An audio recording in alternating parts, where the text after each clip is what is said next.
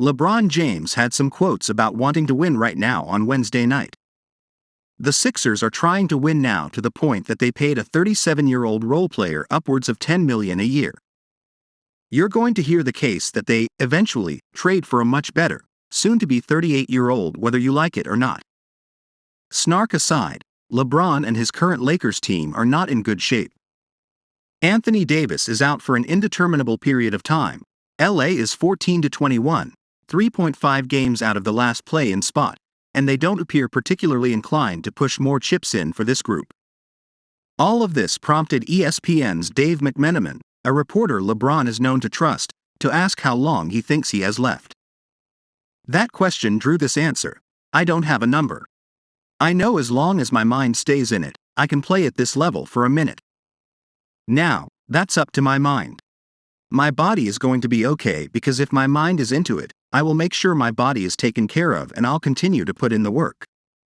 So, I'm a winner and I want to win. And I want to win and give myself a chance to win and still compete for championships. That has always been my passion, that has always been my goal since I entered the league as an 18-year-old kid out of Akron, Ohio. And I know it takes steps to get there, but once you get there and know how to get there, playing basketball at this level just to be playing basketball is not in my DNA. It's not in my DNA anymore. So, we'll see what happens and see how fresh my mind stays over the next couple years. If we are at the point that he is saying all of this at a podium, things are obviously not good. This is a man who knows better than anyone else in the league how powerful his voice is, and this is pressure being put on the Lakers, indirect though it may be. I'm obligated, of course, to note that the Lakers are in this spot because he chose them and helped pressure the front office into going with a Russell Westbrook trade over a trade for complementary pieces around him and Anthony Davis, but I digress. Before we go any further, we must acknowledge that LeBron signing a big money extension in late September means that he cannot be traded this year, as he first becomes tradable 5 days after the 2023 deadline. Not helpful for the Sixers in their attempt to win this season, obviously. You're still waiting for me to answer why this has anything to do with the Sixers at all. Let's run through some reasons these two could find a mutually desirable suitor in the summer of 2023, with the very big disclaimer that this is a mental exercise rather than present-day reporting. It's the end of the year, let's have some fun. 1. Previous attraction. Let's say the Sixers find themselves stuck in the same spot they've been in for years when this season comes to an end. They lose in the second round. They're clearly missing a little something extra, and maybe James Harden remains stuck in that middle ground too, not consistent enough to command whatever he wants from whoever he wants. There's enough belief to keep the stars together another year, but not enough firepower to get it done as a group. In that spot, don't you have to kick the tires on LeBron and see if you can convince him to force his way to Philly? It was not too long ago that LeBron gave Philadelphia at least some consideration in free agency. Even if we concede he was always destined for LA, the roster and management have changed, with his clutch buddy and once protege Ben Simmons hitting the old dusty trail. But Joel Embiid has ascended to superstar status in the time since. Coming to Philly is a more attractive proposition now than it has ever been, with a perennial MVP candidate in his prime and ready to go for it all. If LeBron does leave the Lakers, he's not leaving to play with developing talent unless the move is to return to Cleveland again. The LA move may have been about brand building and off-court legacy as much as it was about basketball. Perhaps LeBron sees now that giving himself one last opportunity to really compete for titles is more valuable than, I don't know, making Space Jam 2. And we've all transitioned to remote work anyway, so he can sit in on Zoom calls if he's got other irons in the fire. 2. Pieces to make a trade work in the offseason. The Sixers will be armed with Tobias Harris's expiring deal and an ascending Tyrese Maxey, and only a little bit of extra salary is needed in order to deal that pairing to LA if James wants out.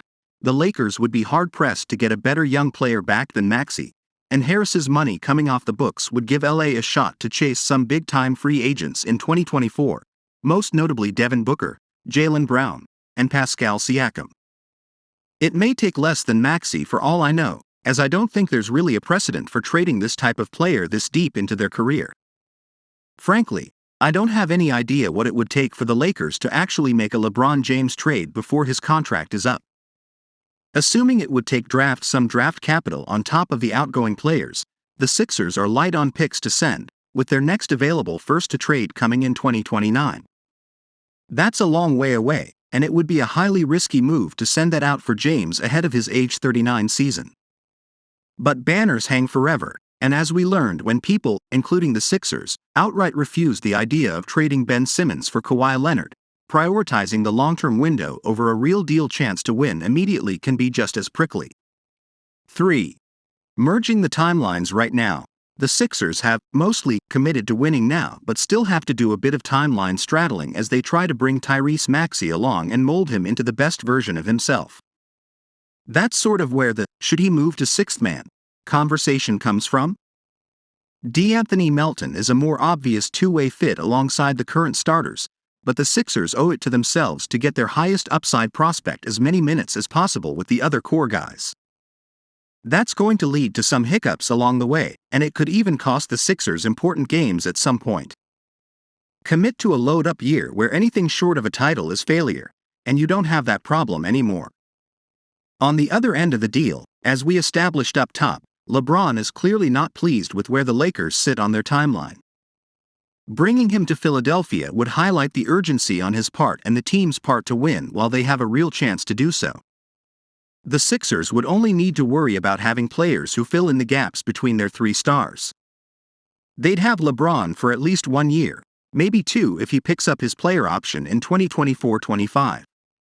But first, if you are new to the Lakers news channel, take advantage and subscribe so you don't miss the latest news that happens in the world of basketball.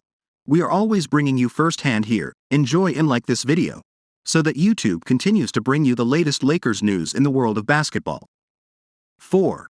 LeBron is good at basketball. You may have heard of this guy before, but in case you haven't kept up with the Lakers this year, he's averaging roughly the 6th of August 28 this season on a team that stinks outside of him.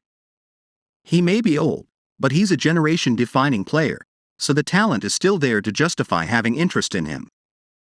Think of what the Sixers could do with a ball handler like Harden, a center like Embiid, and a do-it-all forward like LeBron. Each could take turns running different units and effectively protecting one another from wear and tear. All three players need 3-and-D players around them to succeed, so anybody else you try to acquire would be chased with that in mind. We all know Daryl Morey obsesses over star power and thinks it's close to the only thing that matters when the playoffs roll around. There would be no starrier team than this. 5. One of your best players has actually won before. Not a small deal. Harden and Embiid are trying to figure out exactly what it takes to lead a team to a title, and LeBron could be the wily vet who shares the details as he nears his retirement. I'm sure there will be the "LeBron isn't a closer" stuff said in response to this, and I actually think there's some merit to that at his current age, given it has gotten tougher for him to get by guys. Still, a much better resume than their current 2 stars. Now, let's get into the problems. Why not? On Philadelphia's end, there are a lot of reasons to say no right off the rip. The Sixers are already built around a center with regular health issues and a declining Harden, who himself has dealt with injuries the past couple of years. Adding James as he's set to turn 39 is as high risk as it gets, even if James is an outlier among outliers at his age. All it takes is one injury to any of these guys to send things spiraling, and even without an injury, physical decline might just sap effectiveness enough to leave this team too old and too slow in the playoffs. Trying to mesh the talents of the Harden, LeBron, Embiid trio would be quite the challenge.